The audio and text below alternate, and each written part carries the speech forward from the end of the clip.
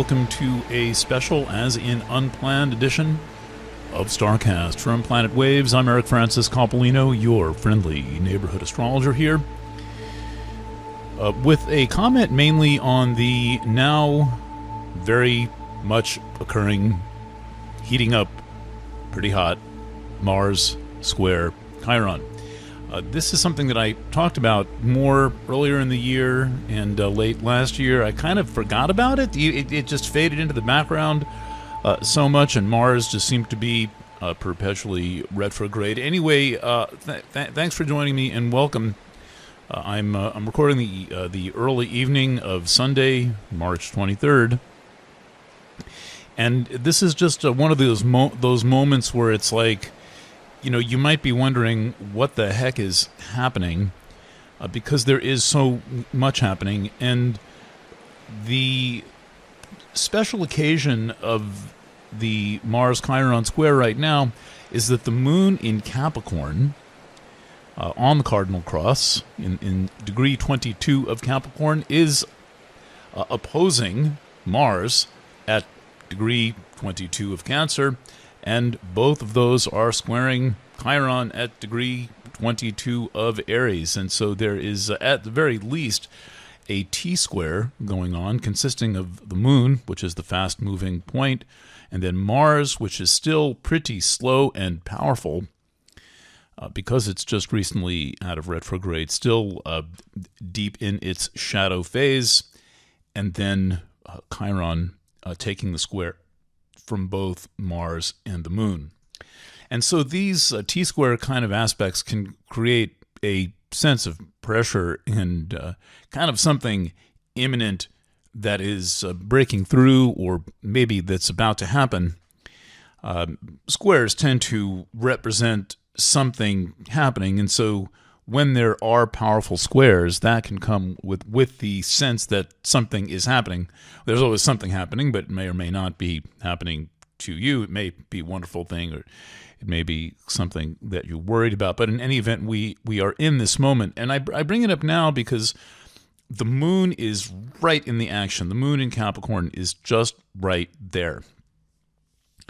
And the square is applying. So currently, at the moment, as you can see from the chart that I've included, is Mars has a lower number than Chiron. Mars is at 2112, Chiron's at 2150. That means the moon is applying to, leaning into, moving into, like it is about to happen, that third square.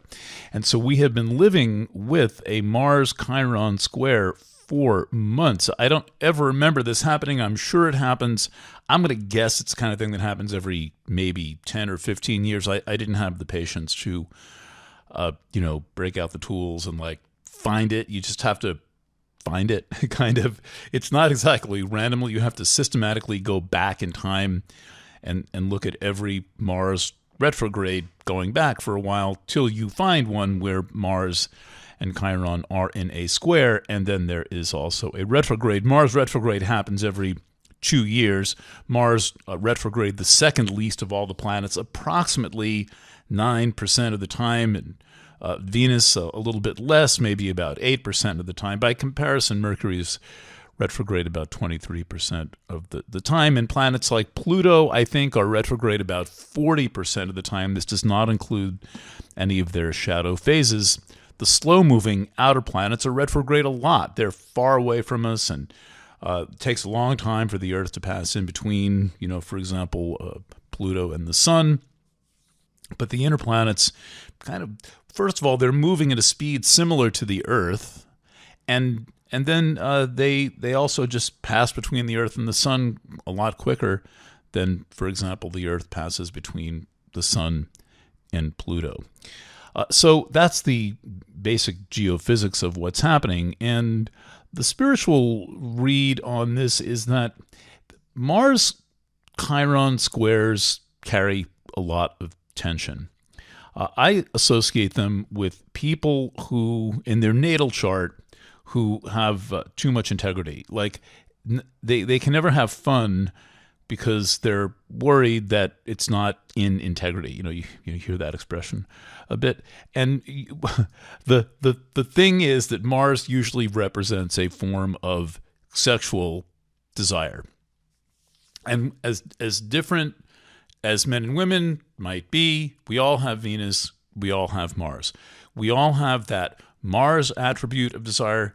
We all have that Venus attribute of desire. It's a question of who accesses what, who is emotionally open to which or what degree of these energies. And then, of course, it can be described by the aspect pattern.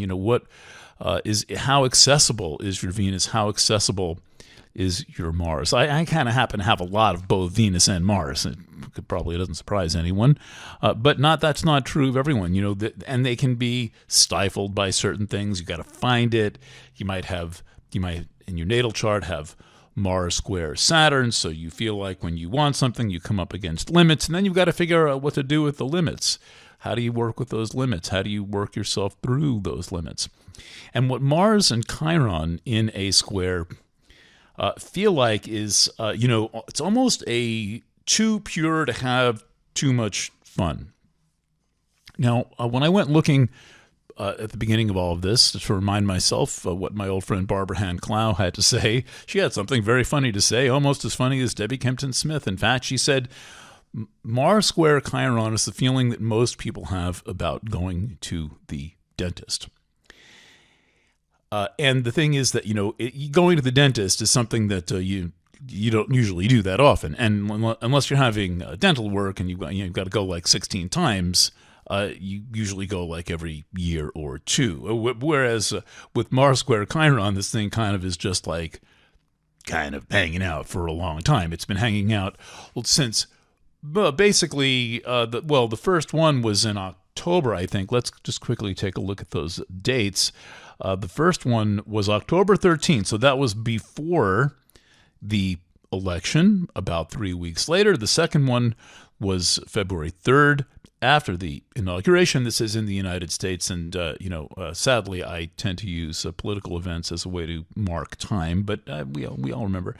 And now we are approaching the third square for this Mars retrograde cycle. That takes place Wednesday, March 26th at 4:13 p.m. Eastern Daylight Time. Hence, tonight was the time to make this recording. And also, I suspect that the moon getting mixed up in this is is a bit tense. And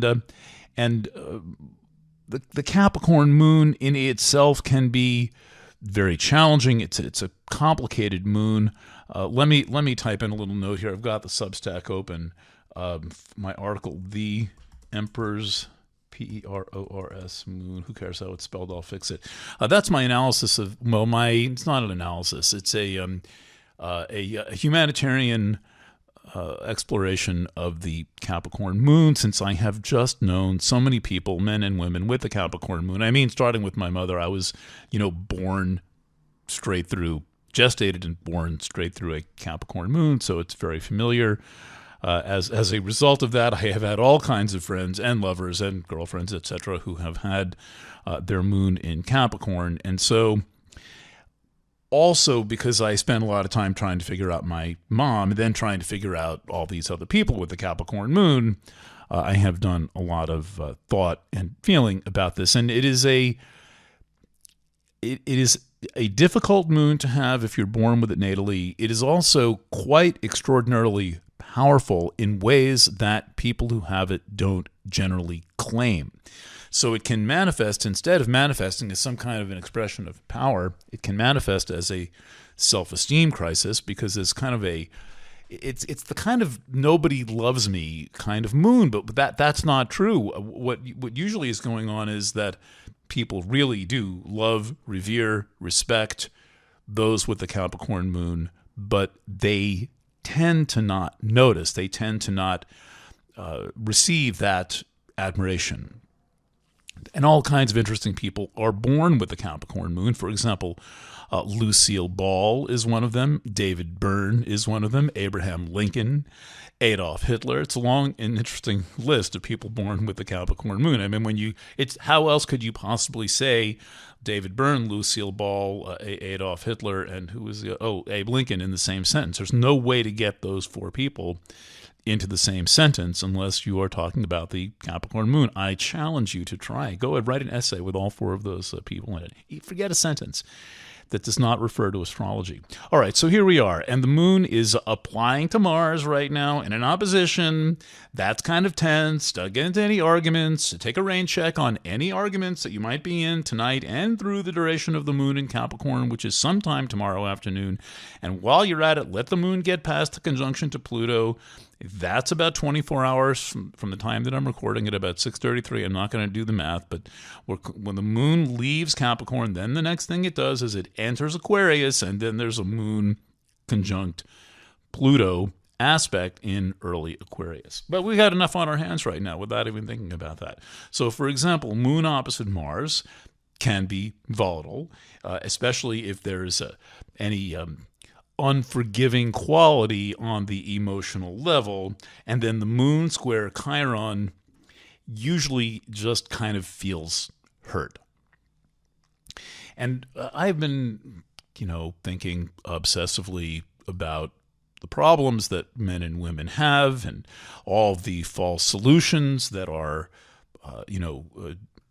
kind of pushed upon us. And one thing I can say fairly confidently now after kind of a lifetime of doing this is that we are not going to get anywhere in our relationships with one another until, in particular, men heal their relationships with their mothers and women heal their relationships with their fathers. So how you might go about that is a long discussion, but it would begin with moving past resentment to get to the material below it and actually understanding the true nature of the relationship. And I bring that up because moon opposite Mars, moon square Chiron, then followed immediately later tonight, overnight, pretty much most time zones, moon square Eris. There is a lot of mommy injury contained in this sequence of events. There are times when there are solar father issues. I'm going to get to those in a second because we've got some interesting solar activity coming up, including a solar eclipse on Saturday, which is magnifying all of this. So anything that happens in the run-up to a solar eclipse is, in a sense, swept into the eclipse and then amplified, magnified, broadcast, multiplied by the eclipse.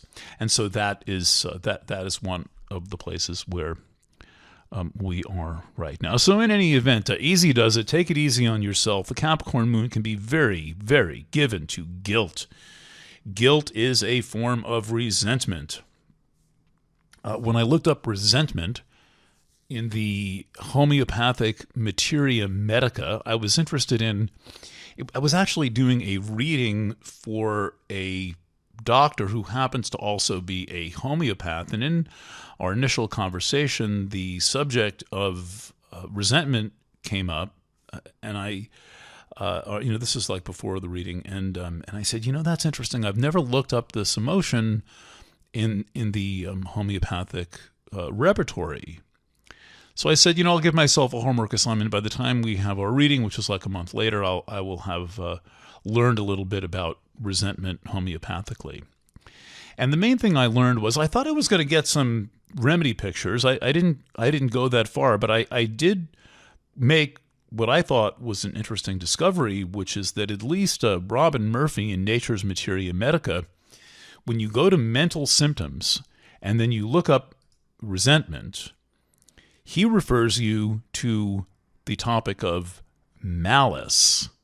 Malice. Resentment is a form of malice, meaning it's a malicious emotion. It is much more clear what is meant by malice, right?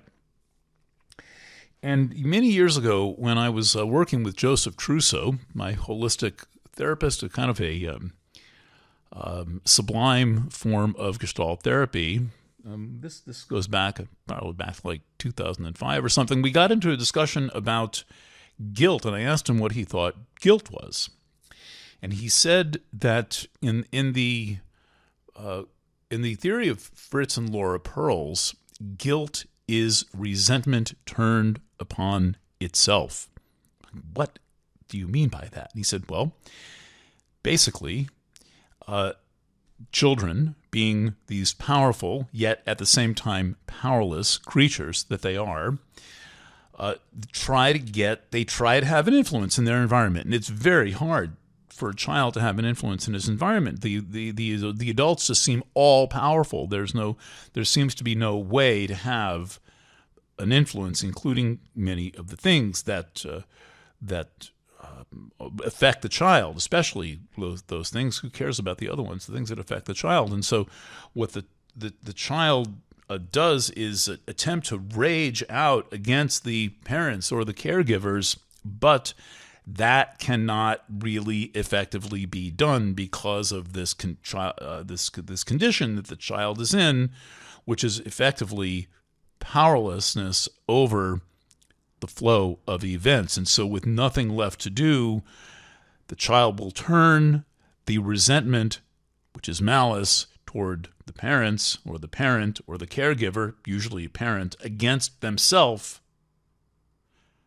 and that's guilt. But when we talk about turning resentment against itself or the person feeling it, well, if we take the word resentment and we put in Robin Murphy, the great homeopath Robin Murphy's word for resentment, which is malice, guilt is malice directed at yourself. Simply put, guilt is a form of self-hatred, but we call it guilt, and it seems to validate in people that they are wrong. This is the whole con job of guilt. This is where guilt is fundamentally a con. It is a fraud because it feels like we've done something wrong. When you feel guilt, the presumption is, well, you've done something wrong. But most of the time, nothing has been done wrong. All that has usually been done, guilt usually is the result of exceeding one's boundaries, exceeding one's limitations that are placed from the outside. I think of guilt in, well, I was going to say in a therapeutic context, but that's the world. Guilt as kind of like being wrapped with barbed wire. But someone put that barbed wire there, and the people who put that barbed wire there were the early caregivers who the child could not successfully gain any ground against. Okay, is this making any sense here? And so I think we all live with this barbed wire in various forms in our lives. I've spoken several times about the fenced-off areas inside of our consciousness, these restricted areas in our own mind, and to enter those restricted areas often comes with a blast of guilt, which is malice directed against oneself. And so if you find yourself feeling guilty, and I kind of am on this little bit of a rant here because the Capricorn moon has that feeling of guilt.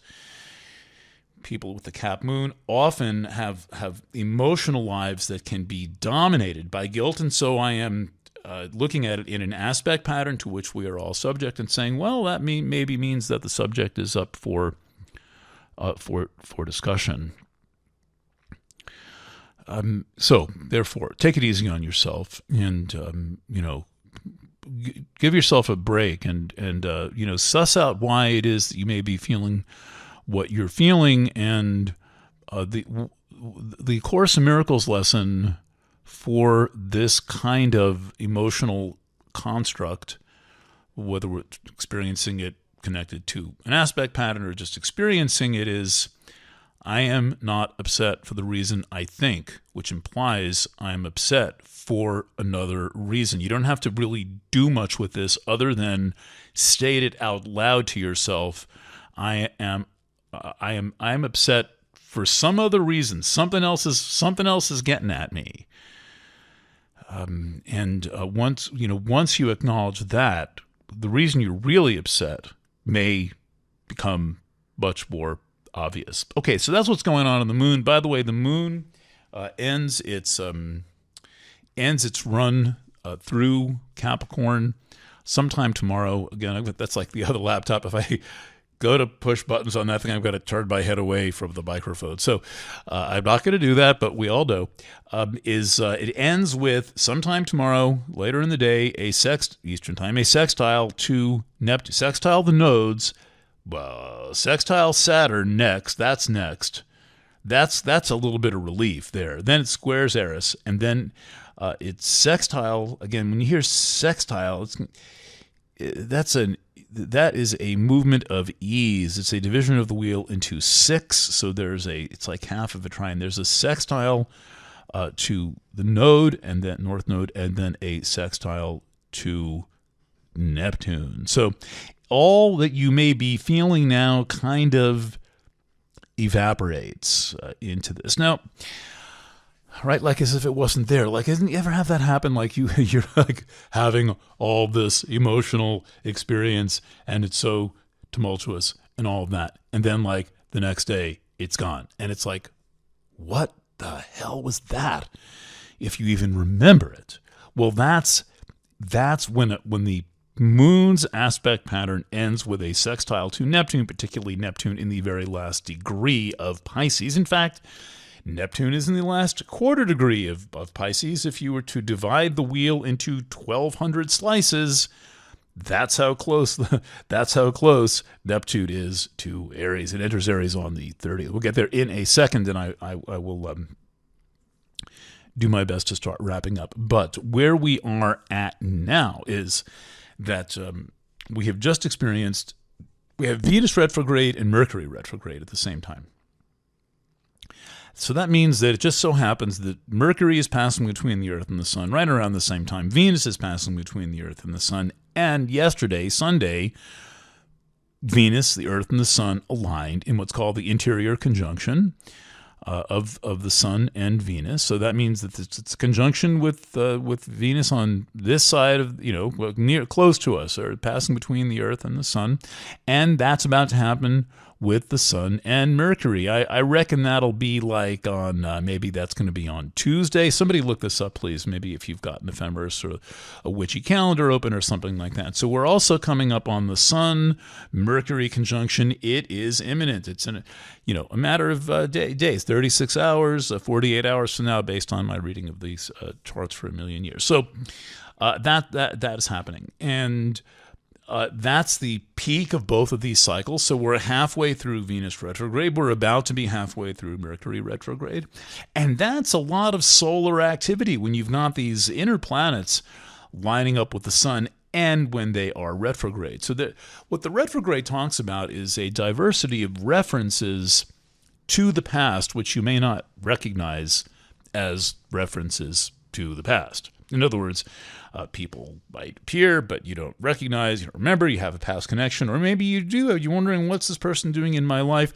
I find that with particularly Venus retrograde, I can run into people who I recognize from past lifetimes, like they appear, and I just feel very strongly about them. I've never met them before, at least not in this incarnation, and I'm in love with them right away. Well, maybe I'm just meeting somebody who I have known before. And the thing with this is sometimes these relationships develop, and sometimes they don't, and sometimes they develop differently in ways, and sometimes it's a very happy reunion that has a way of flourishing, and sometimes it is for the sake of reconciling and encountering one another and letting go of the karma. One of my favorite, and I don't know where this may be in some obscure kind of backwater sections of A Course in Miracles, like in the psychotherapy book or somewhere like that, to recognize how much they don't use the word karma, but they mean karma. You can let go of even in a passing encounter in the elevator. You might have known this person like 653 lifetimes. And then in this lifetime, just once, you get into an elevator with them, and you you like say hello, and you have a positive encounter and a positive meeting, like everything's ducky. You get to their floor, they get to their floor, they get out, you get to your floor, you get out, everybody moves on. And that can be the reconciliation of lifetimes and lifetimes of karma. It's not necessary to have a big drama to reconcile karma, this very unusual thing that is very difficult, well, typical thing that's difficult to describe. And the descriptions often result in people getting hung up in this concept.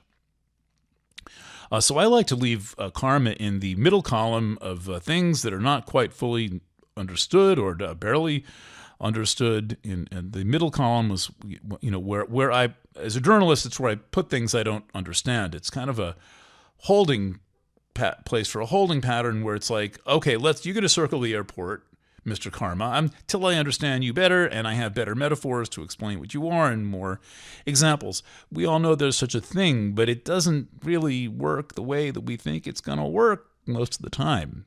But when you're in the middle of it, you can know it. And my point in this digression is that I happen to really love this little nugget from A Course in Miracles that says, like, it does not have to be a big deal. You can just, fist bump the person or something like that, and that's all it takes. You move on from really negative, bad stuff. What else? So there's one other thing that's kind of jumping out of this chart right now, which is that Jupiter, and we'll end on this note, Jupiter is exactly opposite this thing I'm the only guy talking about. If somebody else talking about it, I would like to hear about that. Send me the podcast or the article. Jupiter is opposite this thing called the Great Attractor. Jupiter at 1448 of Gemini, the Great Attractor, somewhere around 14.7, 14.10. You can look it up on serenu.com. It's on the free side of the website. You'll see it says Great Attractor. The Great Attractor is a gravitational anomaly in Sagittarius, toward which approximately 100,000 galaxies in our watershed are being drawn at a very, very, very rapid pace. There's a lot I don't understand about the universe, and I went through a discussion with the guy who did the best work that I know of on the Great Attractor, Dr. Brent Tully, an astronomer at University of Hawaii, who basically said, well, yeah, the universe overall is expanding, but the galaxies are all rushing toward these gravitational anomalies, all very similar to the Great Attractor. So I asked him outright. I said, well, is the Great Attractor something special in our part of the universe, or is it a typical feature? He said it is very much a typical feature. So think of the Great Attractor as being the focal point, or a kind of a drain point of a watershed where all the galaxies around us, the whole Virgo group, the local group M87, all of these galaxies that are proximate to us, all are moving in the same direction, and that direction is 14, a little bit more than 14 degrees of Sag, not to be confused with the center of our own galaxy, which is in approximately the same direction at about 27 degrees of Sag, but it just happens to be in the same direction, and everything's rushing toward 14 degrees of Sag. And if you've got something there, if you've got something, I would say straight away at 13, 14 degrees of any mutable sign, you're picking up the Great Attractor. And it just so happens that Jupiter, big, kind of fat, 500 moon Jupiter, the 1,200 times the size of the Earth, wobbling the sun, as it orbits around every 12 years. The sun is always kind of leaning in the direction of Jupiter. That's how big Jupiter is. It is its own miniature solar system, a kind of a star that didn't light up. Opposite the Great Attractor. So what's that? Well, I'm not exactly sure, but maybe me just describing it will give you some ideas. Jupiter tends to magnify things, and the The great attractor, God, these deep space points are so elusive. Like 1 minute I feel like I understand it perfectly, and then the next minute I don't have a damn clue what it's about. But one of the things I like about the great attractor is that people who have it prominent in their charts tend to be a bit out of reach of the people who would do them harm. So you can think of it as a form of protection, and we've got Jupiter from Gemini right there. Jupiter nearing the end of its run through Gemini early in the summer, maybe in June sometime. I forget. Again, I'm not doing any math or button pushing during this podcast. Jupiter ends up in Cancer for a year.